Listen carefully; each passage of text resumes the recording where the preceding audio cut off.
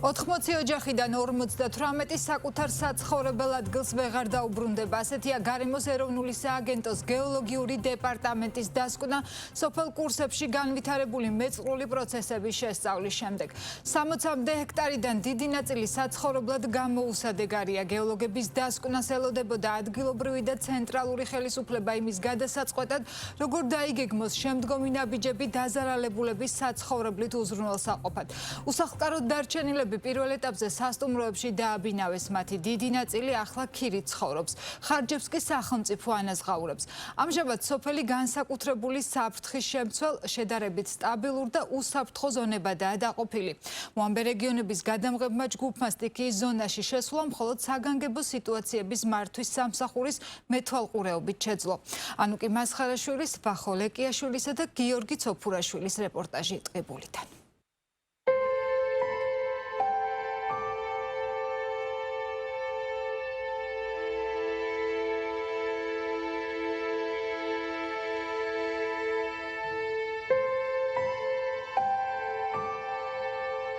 ოც დღეზე მეტია სოფელ კურსებში სტიქიის ზონაში სრული სიჩუმე და სიცარიელეა. სახლების ნაწილი თითქოს მიწამ ჩაყვაბა, მხოლოდ სახურავები გაჩანს. ნაწილი დაბზარული და გადაფერდებულია. ზოგ შემთხვევაში საცხოვრებელი შენობა 200 მეტრითაა გადაადგილებული. ბეტონის გზები მთლიანად დაშლილია. აქ დრო თითქოს 12 მარტს გაჩერდა. როდესაც მეწყერი დაიძრა და გამთენიისას მოსახლეობას საკუთარი კარმიდამოს დატოვება ხელცარიელს მოუწია. ერთი სახლიო წამევიდა, ზევიდან თავის სახურიანა, ხო და ხმაური იყო, სასწაული, მოკეთ გამევიქეცით, კიდო. და ის ერთი სახლი ჩამევიდა მეორე ექიმია იმასთან ახლოს. ქუჩაში შევიცით, ახლაც მასვე ვანიგებ, მეტი კი არაფერი. საშნელი სუნი იყო მიწის. მერე გრევის ხმა იყო, ტოტების მპრევის ხმა, ბევრი საფლავები, ზოგი მიცვალებულები, ის სადაც ესვენა, იქ აღარ არიან, ამოტრიალებულია ყველაფერი. ხეები და იგენი რო ითხრებოდა და ამ სახლებიც რომ მოქონდა. იყო ისეთი ხმაური, საშინელი ხმაური იყო, გრიალის ხმაური. სოფელ კურსებთან ახლა გზა გადაკეტილია. ეს ადგილი წითელ, ანუ საფრთხის შემცველ, ყვითელ, შედარებით სტაბილურ და უსაფრთხო ზონებადაა დაყოფილი. სოფელში არსებული მდგომარეობის გადასაღებად ადგილზე საგანგებო სიტუაციების მართვის სამსახურის ჯგუფი გვხვდება. მხოლოდ მათი მეთვალყურეობით შეგვიძლია შევიდეთ სხვადასხვა ზონაში უსაფრთხოების ზომების დაცვით. კონკრეტულად რა ადგილიდან დავიწყებთ მონახულება? ეხლა პატარა ინსტრუქტაჟი ჩვენგან უსაფრთხოებიდან გამომდინარე ყველა ვიქნებით ჩაფხუტებით. ეხლა მივდივართ ადგილზე, სადაც იწყება მეწყერი, საიდანაც დაიწყო. იმ ტერიტორიას გაჩვენებთ, ოღონდ ჩვენი მითითების გარეშე ერთი ნაბიჯიც კი არ გადააყენეთ. ეს გოგოლაშვილების უბანია, საიდანაც დაიწყო მეწყრული პროცესი და შემდგომ 60 ჰექტრამდე მოიცვა. მიწა, რომლის ზედაპირი სწორი იყო, რამდენიმე ათეული მეტრით ჩავარდნილია. სხვა ზონების ნახვას დრონით ვცდილობთ. აქვე ჩანს ტაძარი, რომელიც მეწყერს გადაურჩა და ნარჩენები ზუსტად შესასვლელამდეა მისული. სტიქიის ზონა გარემოს ეროვნული სააგენტოს გეოლოგიურმა დეპარტამენტმა შეისწავლა და დასკვნა დადო. როგორც სპეციალისტებმა განგვიმარტეს, ეს იყო ძველი სტაბილიზაციის მდგომარეობაში გადასული მეწყრული ფერდობი, რომელიც გააქტიურდა. როგორც აღმოჩნდა, სწორედ მეწყერის გამო ეს ტერიტორია მე-19 საუკუნის ბოლოს დაიცალა მოსახლეობისგან, თუმცა მოგვიანებით კვლავ დასახლდა. სტიქიის ზონაში მოქცეული 80 ოჯახიდან 58 ოჯახი ადგილზე ვეღარ დაბრუნდება. სოფელ კურსების აღნიშნულ უბანზე, სადაც ეს მეწყრული პროცესი გააქტიურდა და სადაც ეს, ასე ვთქვათ, ეს პროცესები დღესაც მიმდინარეობს, მომავალში ცხოვრებას ჩვენ გამორიცხავთ. ადამიანები რომ დაბრუნდნენ უკან და ასე ვთქვათ, გააგრძელონ ცხოვრება, ამას 58 ოჯახი არის. ჩვენ მიერ შედგენილი იქნა დასკვნა, სადაც მოცემულია ყველა ის საკითხები და ჩამონათვალია იმ ოჯახების, რომლებსაც უკან დაბრუნების საშუალება არ მიეცა, ვერ დაბრუნდებიან. 20-22 სახლი სრულად არის დანგრეული იმ ეტაპისათვის. შეიძლება დღეს რომ გესაუბრებით, უკვე მეტიც იყოს. 30-მდე ავარიულ მდგომარეობაში, დანარჩენებიც, რა თქმა უნდა, ისეთი ზედმეტნაკლები დეფორმაციებით ხასიათდება. პირველ ეტაპზე დროებით გაყვანილი იქნა მიმდებარე უბნებიც მოქალაქეები უსაფრთხო ზონიდან თუმცა იქ დაბრუნება შეიძლება. 84 წლის ნანა ბეროძემ ცხოვრების დიდი ნაწილი სოფელ კურსებში გაატარა. მისი სახლი სტიქიის იმ ზონაშია, რომელიც საცხოვრებლად უსაფრთხო აღარ არის. ადგილობრივმა ხელისუფლებამ სხვა დაზარალებულებთან ერთად სასტუმროში გადაიყვანა და ახლა ქირით გადასვლას ელოდება. დაბადებული, გაზრდილი, ვარ იქ და ჩემი მამა, პაპა, ყველანი იქ არიან დაბადებული. ახლა წელი ღამე ტერი მერლოგი, შკივნეული აპარაშვილო, მე ჩემი შრომობდი დღე და ღამე, ძალიან დიდი სახლი არ მქონდა, პატარა ვერანდა მქონდა, გადამწვანებული იყო ყველაფერი, ხილიც მქონდა, მე და ყველაფერი ეზოში, ყველაფერი ხილი მქონდა.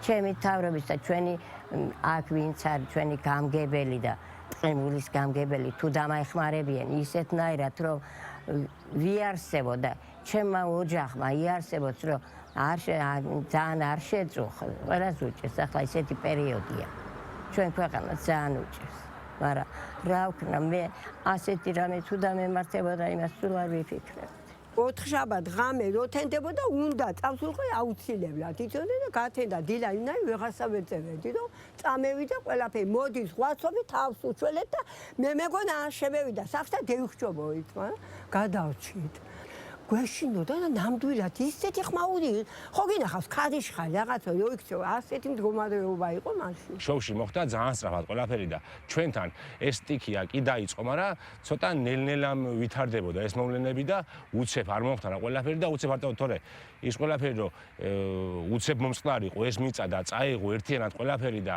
იგი შეიძლება მსხვერპლიც მოყოლოდა ამ ყველაფერს და რაღაცა მაგრამ ნელ-ნელა განვითარდა ეს მტრევა მიწის ზანზარი ყველაფრის წაღება და იგი ჩვენ თვალწინ ხდებოდა და უყურებდით ამ ყველაფერს ჩვენ და ვათვისნობიერებით კიდევაც რა ხდებოდა და ერთმანეთს ვეხმარებოდით და რა ვიცი გარკვეულწილად ჩვენც მივიღეთ მონაწილეობა იმაში რომ ერთმანეთი გადაგვერჩინა და დავხმარებოდით ერთმანეთს გეოლოგების დასწრებას გამომდინარე სავარაუდოდ აღდგომის დღესასწაულამდე უნდა დავბრუნდეთ ჩვენ სახლებში სავარაუდოდ და დანარჩენაც როგორაც განვითარდება ეს სიტუაცია და ეს მოვლენები დანარჩენს ვნახავთ მერე სტიქის შედეგად დაზარალებული ადამიანების უსაფრთხოებისთვის და დროებითი განთავსების ხარჯების ანაზღაურების მიზნით საქართველოს მთავრობამ სარეზერვო ფონდიდან ტყიბულის მუნიციპალიტეტს 639,900 ლარი გამოუყო.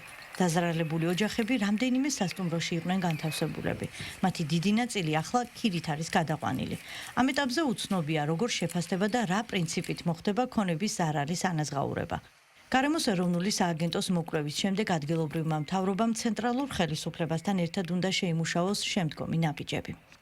თითოეულ მოქალაქეს დაზარალებულს პირველ ეტაპზე გადაუდებელი საჭიროებებისათვის ჩაერიცხათ პირველადი დახმარების თანხები, ვასრულებთ ქირით გაყვანის პროცესებს, ამ ეტაპზე 21 ოჯახი არის დაგმაყოფილებული ქირით და 14 ოჯახი რჩება უშუალოდ სასტუმროში. გეოლოგიური დასკვნების შედეგად წითელი ზონის მიმდებარე ტერიტორიები ითვლება უსაფრთხოდ. ადგილზე მუშაობენ ინჟინერ-ინსტრუქტორები, რომლებიც დადებენ დასკვნას შენობების მდგრადობასთან დაკავშირებით და უახლოეს დღეებში იქ მაცხოვრებელ მოსახლეობას შეიძლება დაუბრუნდნენ თავიანთ საცხოვრისებს.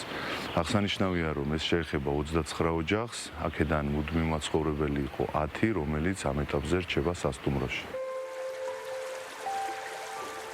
საქართველოში 50,000-ზე მეტი სხვადასხვა მასშტაბის მეწყრული კერაა. სოფლიოს მთიან რეგიონებს შორის საქართველო ამ თვალსაზრისით ერთ-ერთ რთულ რეგიონს წარმოადგენს. გარემოს ეროვნულ სააგენტოში განგვიმარტეს, რომ რეგიონების მასშტაბით გეოლოგიური საფრთხეების ზონირების რუკები მზადდება, რომლის დახმარებით შესაძლებელი იქნება იმ ტერიტორიის შესახებ ინფორმაციის მოძიება, სადაც ცხოვრობს ადამიანი ან ნაკვეთის შეძენა სურს. პრაქტიკულად დასრულების სტადიაზეა რეგიონების მასშტაბით ეს გეოლოგიური საფრთხეების ზონირების რუკები. ეხლა მუშავდება მის საფუძველზე რისკის რუკები, რაც თავარია. შეიძლება საფრთხე იყოს, საფრთხის რუკაზე კონდეს, მაგრამ იქ არც არავინ არ ცხოვრობდეს. და რისკიც ნოლია, ხო? და ეს რისკის რუკები მუშავდება და სამომავლოდ რეგიონებსაც შეეძლებათ, როგორც თბილისის, ასე ვთქვათ, საიტია ღია მასალები შეუძლია ნებისმიერ მოხალხეს ნახოს, რომ შეხვიეთ თბილისის მერიის საიტზე. იქ არის ესეთი გეოდინამიკა. შეხვალ და 502 კვადრატული კილომეტრია თბილისი. შეგიძლიათ ნახოთ თქვენი საცხოვრებელი სახლი და საკარბიდაბო ნაკვეთი. მაღალი საფრთხის ქვეშ არის, საშუალო საფრთხის ქვეშ არის თუ დაბალი საფრთხის ქვეშ. აქ საუბარი ახლა შეიძლება მაღალი საფრთხის ქვეშაც იყო, იმას ანიშნავს, რომ ცხოვრება არ შეიძლება. ოღონდ იქ არის ჩასტარებელი გარკვეული ღონისძიებები, გარკვეული პრევენციული სამუშაოები უნდა განხორციელდეს.